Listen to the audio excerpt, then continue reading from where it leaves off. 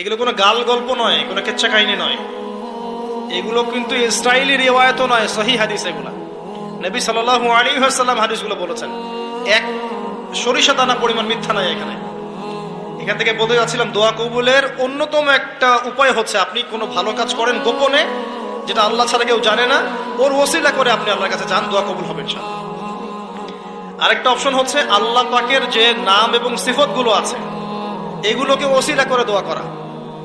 যেমন, আল্লাহ তোমার রহমান নামের ওসিলায় আমি তোমার কাছে দয়া চাচ্ছি, তোমার আল গফুর নামের ওসিলায় আমি ক্ষমা চাচ্ছি, তোমার আর রাজ্জাক নামের ওসিলায় আমি রিজিক চাচ্ছি, ওয়াহাব নামের ওসিলায় আমি সন্তান চাচ্ছি, ইত্যাদি।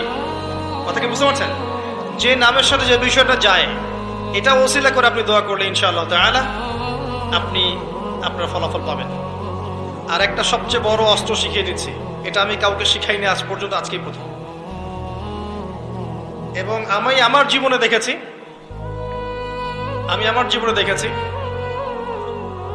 এই ওসিলা করে যা চেয়েছি পাইনি এমন কোনোদিনও যায় নাই, আলহামদুলিল্লাহ। আমি সম্পূর্ণ আল্লাহ পাকের কৃতজ্ঞতা এবং শুকরিয়া আদায় করছি। এইটা ওসিলা করে আমি যা চেয়েছি আমি সারা জীবনে তাই পেয়েছি।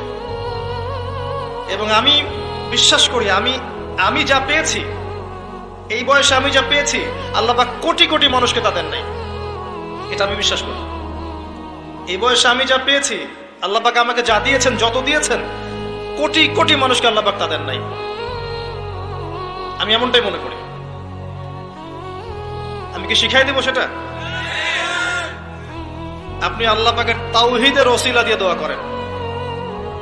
দোয়া করতে করতে আল্লাহকে বলেন, আল্লাহ তোমার তাওহীদের কালিমা লা ইলাহা ইল্লাল্লাহ এর ওসিলা করে তোমার কাছে আমি চাচ্ছি, আপনি পাবেন ইনশাআল্লাহ। যদি আপনার রিজিক হালাল হয়, যদি আপনার আকীদায় শিরক না থাকে, যদি আপনার আমলে বেদাত না থাকে, ইনশাআল্লাহ পাবেন। এরপরেও দুটা কথা আছে, সেটা হলো যদি দেখেন পান নাই, ইনস্ট্যান্ট পান নাই, মনে করবেন না দোয়া কবুল হয় নাই। এমনও দোয়া আছে যে আমি 10 বছর থেকে করছি এখনো পাইনি। এমনও দোয়া আছে আমি নিজেই 10 বছর থেকে করছি, আমার কাছে মনে হয় 2009-10 সাল থেকে আমি করছি, এখন পর্যন্ত পাইনি, ইনশাআল্লাহ পাবো। তো ইনস্ট্যান্ট সব পেতে হবে এমন নয়। যদি দেখেন পান নাই, তার মানে 3টা বিষয় ঘটে।